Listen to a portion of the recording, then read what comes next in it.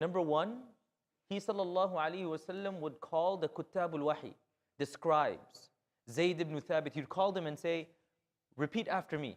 And he would recite the verses, Amma yatasa'aloon, or he would recite the verses, Alif Lam Mim Dhalika al-Kitabu la rayba fi, whatever the verses were. And then the Kuttab al-Wahi would write it down. Then he would go into the masjid and recite it to the people who were present in the masjid. And those who were present in the masjid were then sent to the people who didn't attend, and they would go and teach them. فَلْيُبَلِّغِ الشَّاهِدْ مِنْكُمَ الْغَائِبِ. And then what about the people who were far off in the villages? He would send teachers to go and teach them, just like he sent Mus'ab ibn Umair to Medina to go and teach. This process of becoming a Quran-centered community was marvelous. Every step of the way, no one had an opportunity of becoming deprived of the Quran. You know, subhanAllah, we think today that because of mass media that we have so much access to the Quran. Back then, no one had the opportunity of being deprived of the Quran because either you were there when wahi came, or you were in the masjid when it was recited, or you were in the neighboring towns where they heard it, or you were far off where a delegation was sent.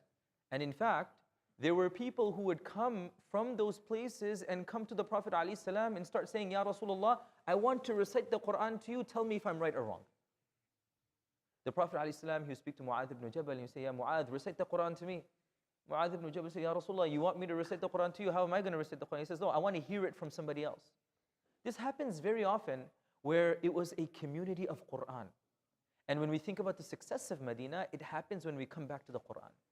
There was one scholar, his name is Shaykh al-Hind, Maulana Mahmud al-Hasan Gangohi. During British occupation of India, he was actually imprisoned and sent to Malta. It was this island where a lot of people were sent as prisoners. So he was sent, Maulana Hussein Ahmad Madani came with him. It's a very long story. He was gone for many years.